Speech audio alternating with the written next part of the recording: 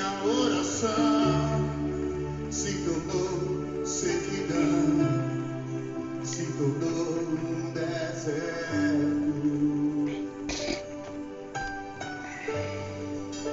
Até minha adoração já não passam de canções e palavras repetidas.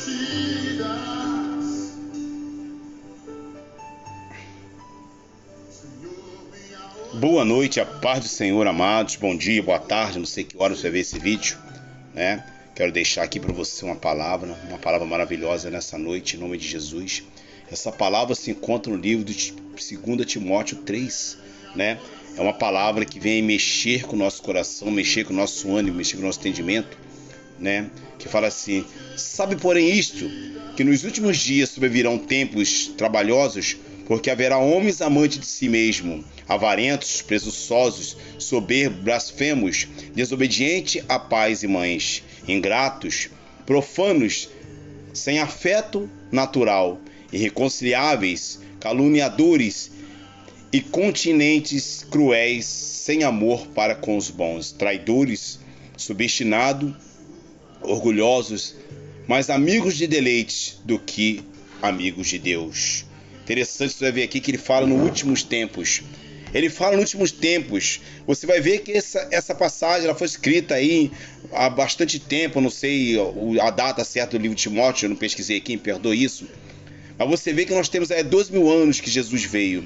Essa passagem deve ter aí no mínimo aí uns 2.000 anos, eu creio, talvez. Estamos em 2022 agora, 2021. Mas interessante se você vai ver que parece que nós já estamos vivendo essa passagem. Você vê aqui, porque haverá homens amantes de si mesmo. É o que você está vendo. As pessoas, elas se arrumam, elas querem se parecer melhor que os outros. Você vê que um pastor, uma pastora, vamos falar dentro da minha religião, não posso falar da religião dos outros. O pastor tem que ter um carro de 200 mil, ele tem que ter um carro, ele tem que ter uma igreja maravilhosa, uma casa maravilhosa. Enquanto Jesus falava que o Filho do Homem não tem onde recostar a tua cabeça. Soberbos, acham que sabem mais que todo mundo, blasfemos, desobedientes aos pais e mães, ingratos e profanos. Como as pessoas estão dessa maneira, sem afeto natural, irreconciliáveis, caluniadores, incontinentes e cruéis, sem amor para com os bons. Eu vejo pessoas colocando pessoas para fora das igrejas, pessoas jogando águas e mendigos que estão em frente à igreja, para que a igreja não seja feia naquele momento. No livro de Romanos você vai ver que Deus fala que todos pecaram, mas ao mesmo tempo nesse mesmo livro fala mais à frente que o homem ele é egoísta. Todos nós somos egoístas, todos nós somos pecadores. Aqui fala sem afeto natural, irreconciliáveis, caluniadores, incontinentes e cruéis, sem amor para com os bons.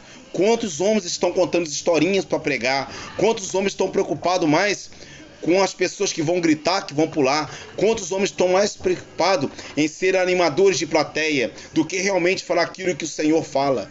Quantos homens de Deus, estou falando dentro da minha religião, não estou falando da religião de ninguém. Você vê traidores, quantas pessoas estão traindo o Senhor? Obstinados, orgulhosos, amigos de deleitos do que amigos de Deus. Às vezes você vê que um certo homem erra na igreja, mas por ele ter uma posição acima dos outros no dízimo e nas ofertas, o pastor não afasta ele. Quando aquela pessoa ela é parente do pastor, ela continua com seu cargo e não acontece nada. O que nós estamos vivendo? Nós estamos vivendo o evangelho mais fraco de todos os tempos, já dizia um pastor na internet, tendo aparência de piedade, mas negando a eficácia dela. Desde se afaste, diz o Senhor. Às vezes a pessoa fala mansinho, ela tem aparência de piedade, mas no fundo o seu coração é negro, como sepulcro caiado, assim dizia Jesus dos fariseus. E nós estamos no meio de muitos fariseus hoje, porque deste número são os que introduzem pelas casas, levam cativa mulheres nécias, carregadas de pecado, levadas de várias concupiscências, que aprendem sempre e nunca podem chegar ao conhecimento da verdade. As pessoas estão pregando mentiras. Você vai ver esse culto de prosperidade aonde a pessoa quer ganhar bens, quer ganhar riquezas, mas não quer ganhar a presença do Senhor na sua vida, porque não consegue largar aquilo que está afastando de Deus. Paulo dizia que por 3 vezes ele pediu ao Senhor que tirasse o espinho da carne. E o Senhor disse: a minha graça te basta. E muita gente estão pegando esse pequeno versículo, a minha graça te basta, para justificar os seus pecados. Meu irmão, existe uma diferença muito grande naquele pecado que você não consegue largar, que qual Deus pode falar, a minha graça te basta, e daquele pecado que você não quer largar, porque você não quer se afastar daquele pecado, porque ele te traz lucro, te traz prazer, te traz vida boa. Aquele pecado que te afasta de Cristo. Existe uma diferença muito grande da minha graça te basta, porque Paulo, ele assumiu que ali tinha um espinho na tua carne e que incomodava, ele pediu Deus para tirar. Ao contrário de muita gente que tem o seu espinho e o seu espinho incomoda sim, só na hora que ouve a palavra, mas no fundo convive com o seu pecado e é o seu pecado de estimação. Nós somos pecadores. Nós somos falhos e todos nós temos pecado em nossa vida. Mas quando nós reconhecemos que nós temos pecado em nossa vida, a qual aquele pecado nós não conseguimos tirar, aí sim nós somos como Paulo. Aí o Senhor diz: a minha graça te basta. Que reconhecer que somos fracos. Você vê que o demônio esbofeteava Paulo e por 3 vezes ele pediu ao Senhor que tirasse seu pecado. Você vai ver aqui no livro de Mateus, no seu capítulo 7, quando Jesus fala: não julgueis para que não sejais julgados, porque com o juízo com que julgar sereis julgados, e com a medida com que tiveres medido, havão de medir vós, porque preparás tu um argueiro no olho do seu irmão, repararás, pois, um argueiro no olho do seu irmão, e não vês a trave que está no seu próprio olho. É muito mais fácil para nós estarmos aqui e olharmos o erro do irmão do que olharmos os nossos erros. É muito mais fácil para mim apontar o seu erro aqui, sem reconhecer perante o Senhor que eu também estou errado, que eu também sou pecador e que eu estou totalmente necessitado da graça dele. Porque se não fosse a graça do Senhor, nós seríamos consumidos e eu seria o primeiro de todos. E aqui, como dirás a teu irmão: deixa-me tirar o argueiro do teu olho, estando tu com uma trave no teu olho, nos seus próprios olhos?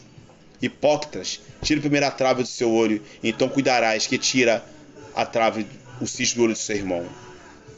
É assim que o Senhor fala: com a medida que medires, também vos medirão, recalcada e sacudida.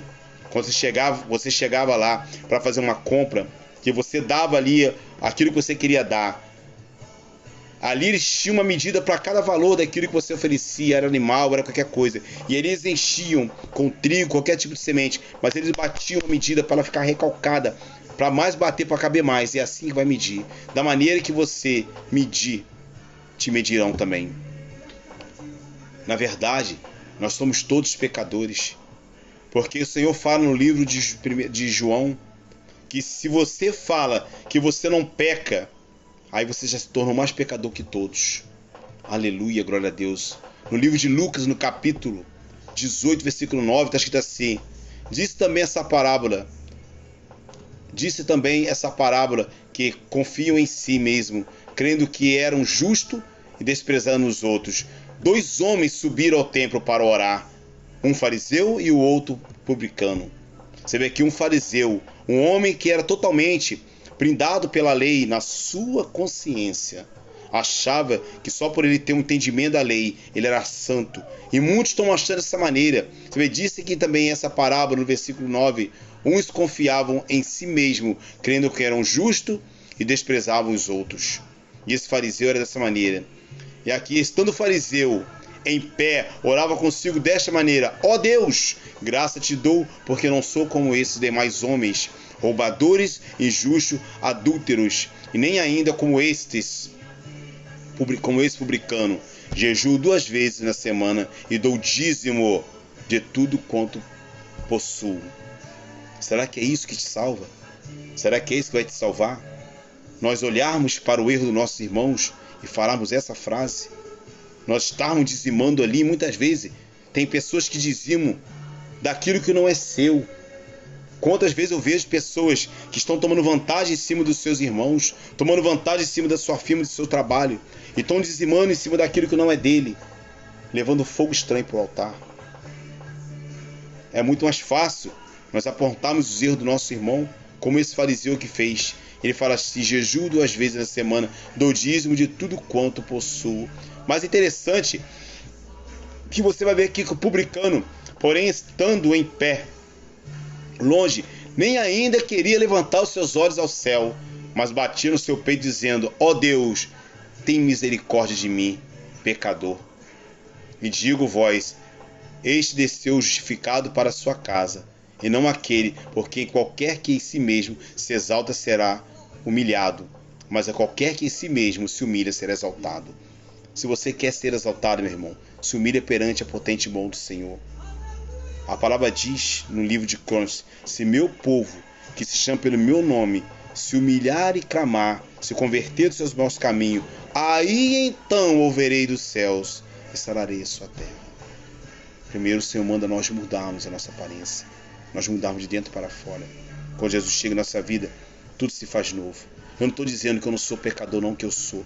Com certeza, nós somos todos pecadores, mas nós temos que entender que nós não somos mais do que ninguém. Não é porque eu estou aqui deixando essa live, essa palavra para você, que eu me sinto melhor do que você. Eu não sou melhor do que você em nada.